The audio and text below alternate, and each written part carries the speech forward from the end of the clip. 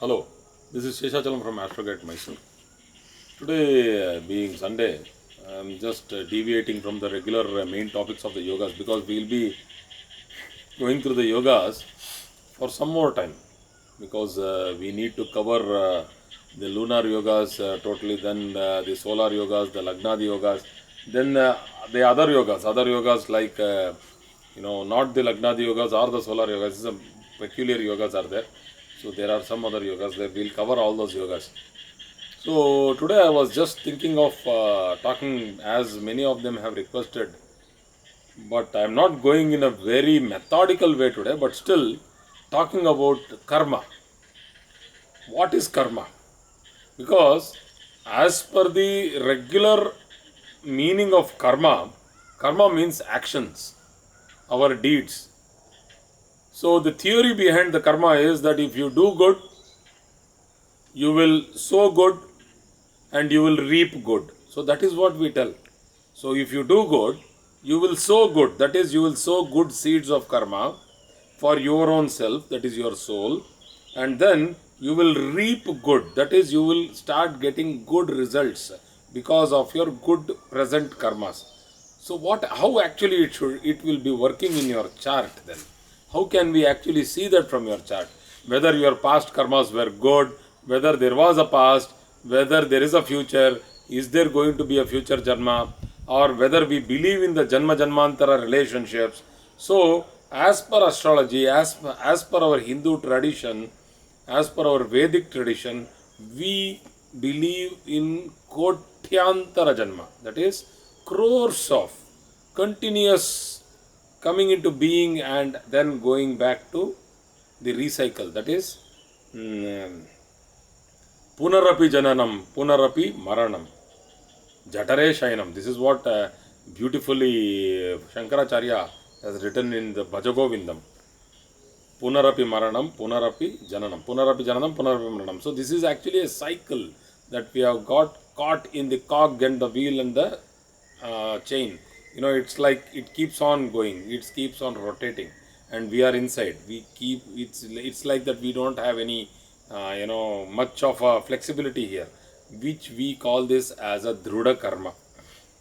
As per the karma theory, we have a concept called as the Sanchit Karma, which is the repository or a big bank of karmas which is kept, let us say, far away from us, here somewhere, far away from us. Just think about it. And we have come taking some load of it to this particular life. So we have come here. So when we have come down to finish off these karma, whatever baggage we have brought, some people bring it, in a small vanity bag. Some people carry loads of luggage, and some people are there, who keep on hitting their forehead and telling, my karma, I have done this karma, that karma. These people will have brought train loads of karma. So let us think like that we are given a choice in front of the Almighty, that you have your repository there, and you go to the bank and you tell, this janma I will spend this much of karma, so please give it to me. So he will encash you all those karmas.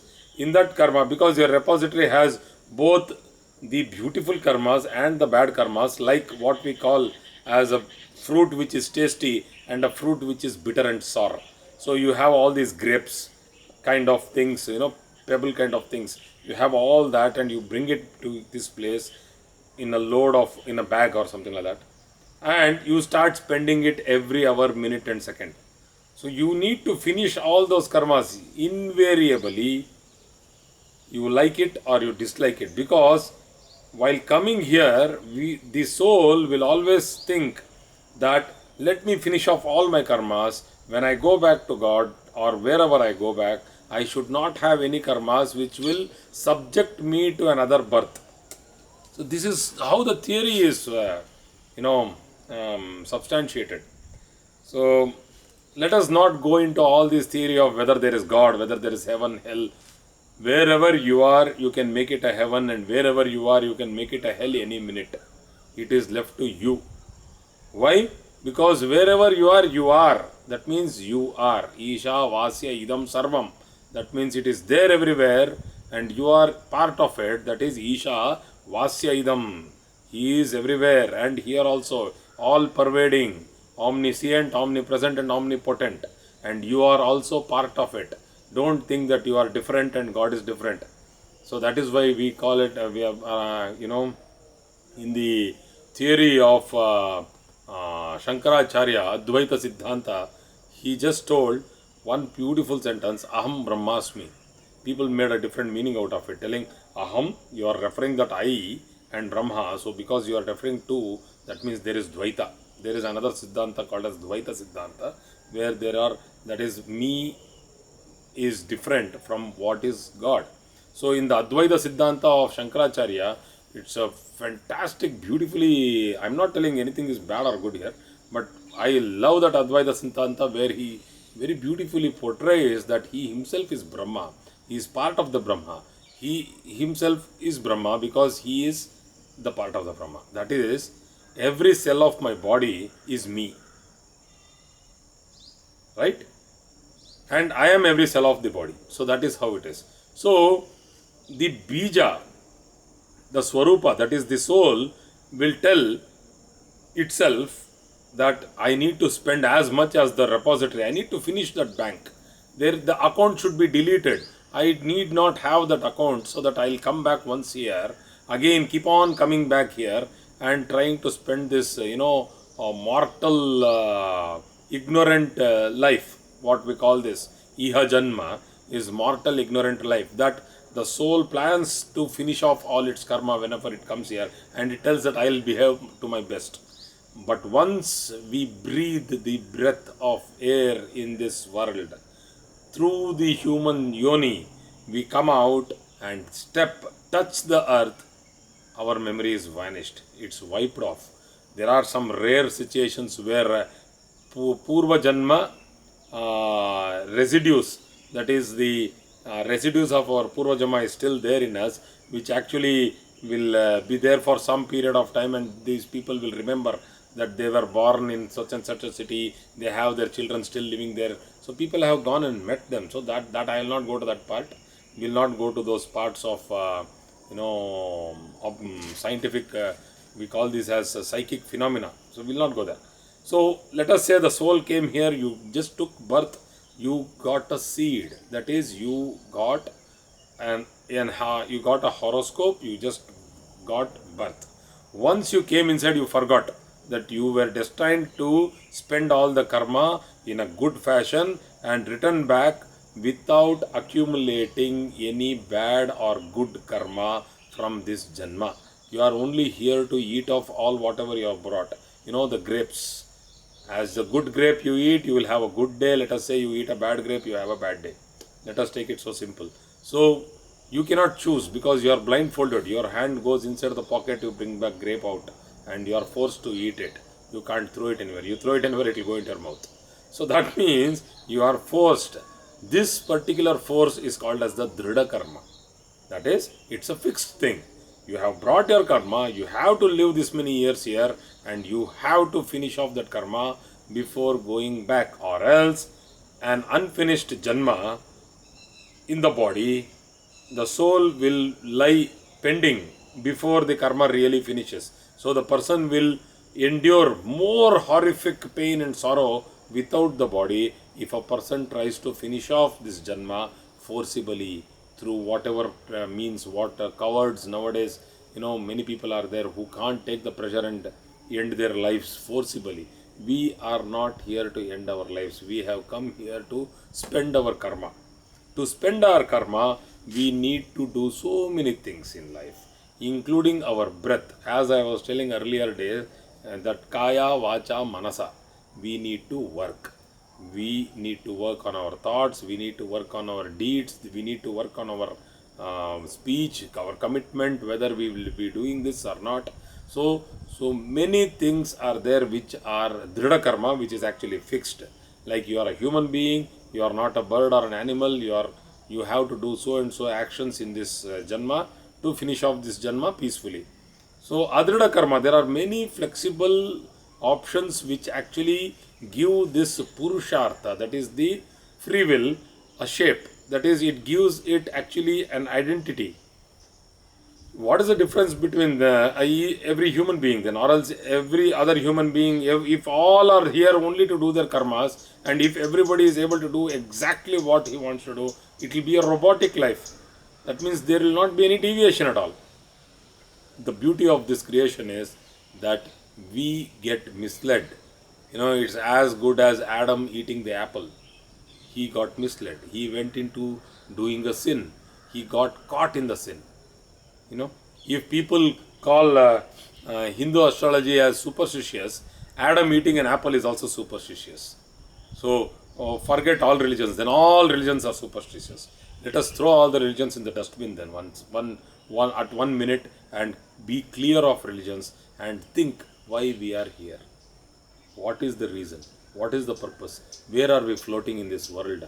The earth is the third stone from sun, and the sun is an insignificant star, a white or an yellow dwarf, which is somewhere in the 2/3 peripherals from the center of the Milky Way galaxy. This is what we have named it. We call it Kshira Sagar. That is what is the Milky Way. Why they called it Milky Way? They should have called it yogurt. They called it Milky Way because we called it Milky Way. We called it Kshira Sagar. That is why the Westerners called it Milky Way. So this galaxy Milky Way is again floating in the cluster of galaxies, which is called as the family of galaxies. And once again there are many families of galaxies, and these families of galaxies will form this universe. And if you see the extents of universe, me talking here is inconsequential, and the results of me talking here is of no consequence to whatever is going to happen in this universe. It is not going to make an iota of change. And if this is not making any change, then what are all we doing here? Why are we simply struggling like mad people, running, climbing, pushing, thieving? We are the most miserable kind. We have been given the most beautiful creation in front of us, and we are not enjoying it. We are simply hampering it. We are killing this ecology. We are killing animals. We are killing everything around us. We are killing ourselves. We have killed the environment around us. All unnecessary artificial things have cropped up. Imagine, where are we going? What are we going to achieve? Let us say we are going to make a spaceship tomorrow and travel. Where are you going to travel? You are going to travel out of the Milky Way? Maybe you are going to be a super genius. You will travel out of the Milky Way. Maybe your 110th generation might go out of the Milky Way. Great. What next? You will go into another galaxy, find another planet, and make it a host, and again live there and again procreate. What for? Then why are we living here? We are living here only to understand this mesmerism which is happening around us, this miracle which is happening around us. We ourselves are the miracles. We are here, we are the only living organism on earth which knows what is going on around us. No other organism knows anything about, even after a particular distance, it is ignorant. Actually, it is in bliss. Ignorance is bliss, because those organisms are happy. They are only aware of, if a deer wants to sleep, it should be aware that within a mile there should not be a tiger or any other, prey, this other animals which are, Vyagra, Murga, which will attack it. So if there is no attack, impending over it, why will a deer not sleep? It will happily sleep. So it's only worried about a particular radius. We are worried about the asteroid which is roaming, light years away from us, and we think that it will come and hit us. We are worried about some stray asteroid somewhere in the belt, and we think that it will be coming towards Earth. Let us say it doesn't come and hit us, or it comes and hits us. What are we going to achieve on this planet? You mean to say all those people, historians who have come and lived, have done a great change? There is nothing we are doing. We are not going to do anything, an iota of change. The only thing a person can do on earth is to elevate himself to a level of consciousness where he can understand this beauty which is happening around him. So to do this, astrology gives us a fantastic tool. So we can understand the karmas through understanding the Sanchit karma, Druda karma, Adruda karma. Druda karma is the fixed karmas, Adruda karma is the flexible karmas, and the Purushartha. Purushartha means the free will. See, if I have to lift my hand, I want to lift my hand, I think and I lift. So this I think I am doing it. Nobody can stop me from doing this. So if I think like that, that is called as the free will. So if free will can do everything, everything what you do is because of your free will. Let us say that you think and you do it. Everything, every action is a conscious action. Then your destiny is what you want.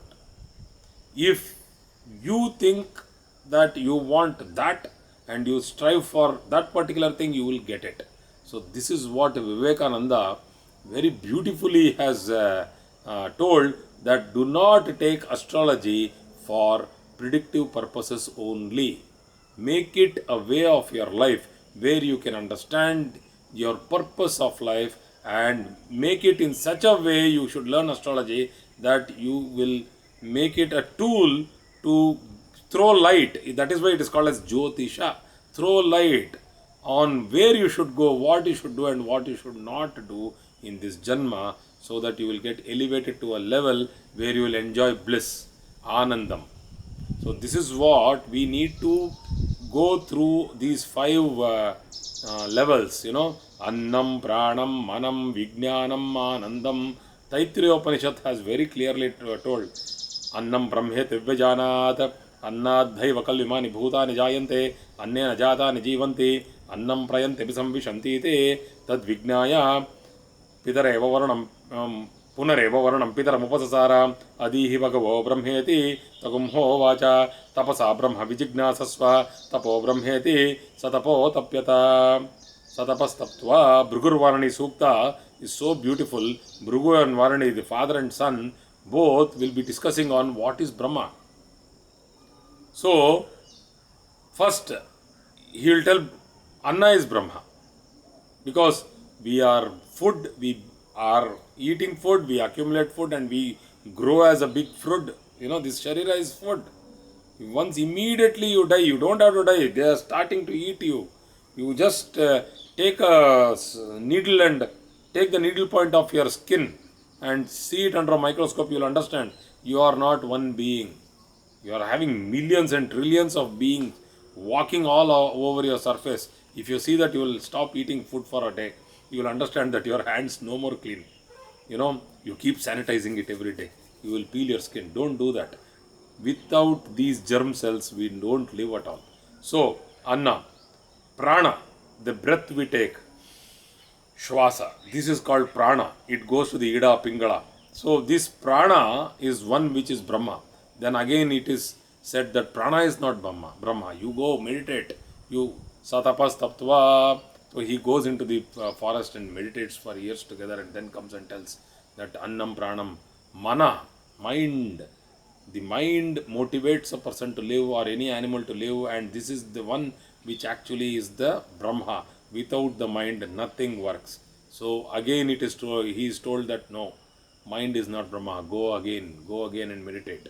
So then he goes and tells Vijnana, that is questioning, going into the science of questioning, reasoning is what is Brahma. So he tells, no, you please go ahead and do some more research.